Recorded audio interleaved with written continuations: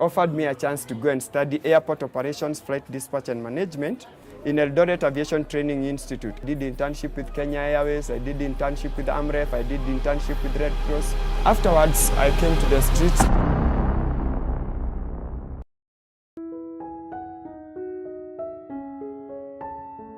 I was born in 1984, and I grew up in the suburbs of Nairobi. Luckily enough, my parents got a job with the UN, so they became army. And by bad luck, they went to Sierra Leone, and they went to Sierra Leone for peacekeeping, and they died. In Westlands, we lived in Wayakiwe at the David Osieli Road, just opposite Safaricom house. That was where our home was, but I don't know anything about that house. Like, I don't know whether we owned the house or we rented the house, since I was very small at that time. People just came into the house and they claimed it is theirs and so many other things and all that. At that time, I had my younger sister who was at that time 1.5 years, and my younger brother who was about 3 months old. So we were chased out of that house, that is Westlands, and we had nowhere to go, so we decided to go to the street.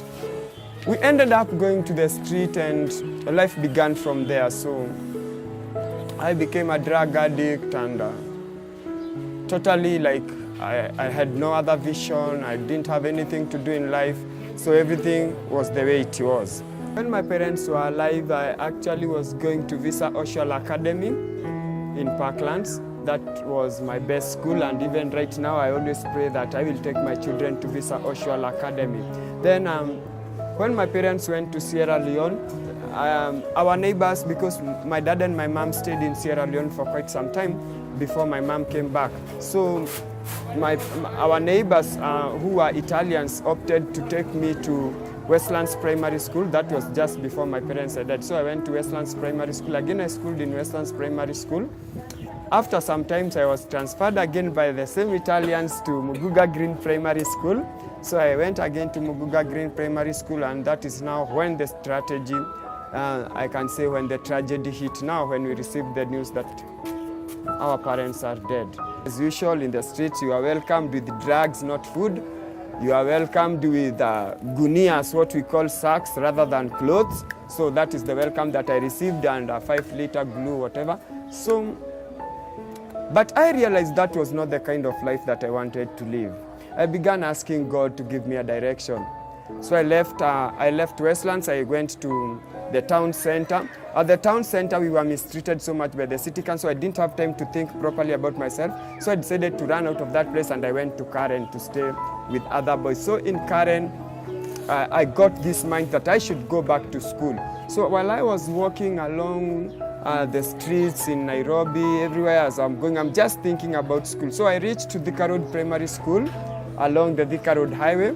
I went there and I met the head teacher, who was called Mr. Mwangi at that time. I spoke to Mr. Mwangi, and Mr. Mwangi gave me a chance to school in Thika Road Primary School. After he gave me an interview and realized that I am bright but I'm living in the streets. So he gave me an interview to go to class 7, and I was in class 5 at that time. So I got the interview, I passed very well, and I was given the chance to join class 7. So when I joined class 7, that was back in 1997.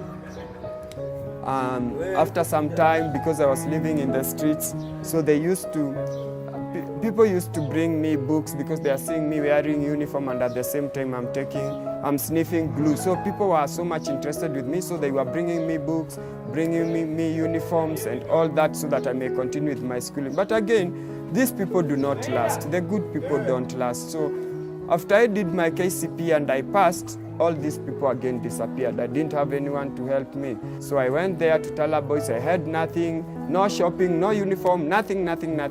So I went and spoke to the principal in that school. At first, the principal tended to look like he's not interested in helping me.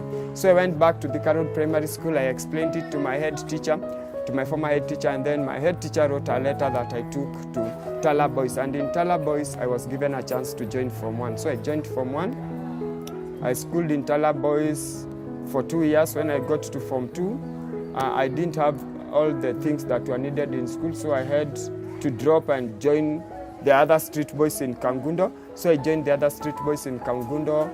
Then my other brothers and sisters who are in the streets, they began encouraging me and telling me, go back to school, go back to school. You're supposed to be in school. You're not a street boy. You're not supposed to do this. You're not supposed to do this. So on the process, I went to a school called Twilight Secondary School. I met the principal there. I explained to the principal my problem. He told me to go and find someone who can speak on my behalf. Lucky enough, I found a lady who was a pastor at that time. She's called Pastor Mary. So I talked to her and I explained to her what the principal had said. And she took the objective and decided to go to Twilight Secondary School and explain it to the head teacher. So after the explanation, the head teacher told me, well, it is good. You can be coming to school. And he even gave me like, what do I call it?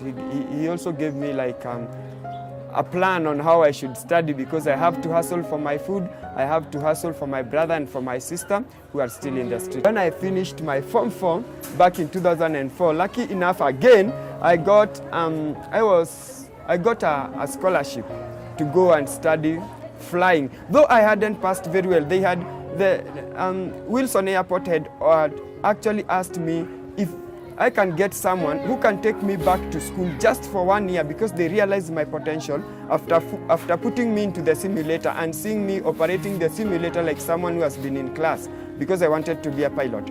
So the Wilson Airport team that offers those flying classes, they told me if I can get someone who can take me back to school for 1 year so that I can improve my grades and get to the flying department. But I didn't get anyone to do that. But thank God again, someone came again and offered me a chance to go and study airport operations, flight dispatch and management in Eldoret Aviation Training Institute. I went and did my studies and I passed very well.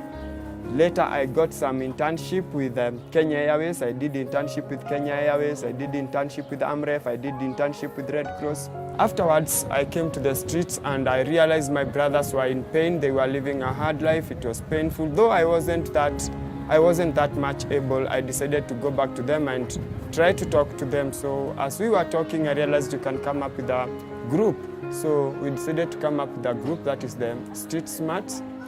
And currently we are doing the feeding programs. We are not yet established, we are not yet very strong.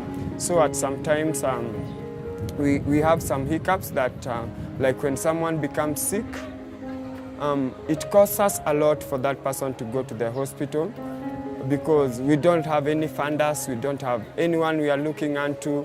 No one who is working amongst us, including me, including the boys. Everybody is going to the streets to find something to eat, so like we are just like hustlers. The place where we were actually residing in, the owner just decided to come and block the entire apartment. So currently right now we are somewhere where we are not settled actually. We are moving from one place to another, Lucky enough we have one of our friends who is also a former street girl. She decided to host us in her place, and she said she will give us a place so that we may be cooking and eating, and finally we know where to go to sleep.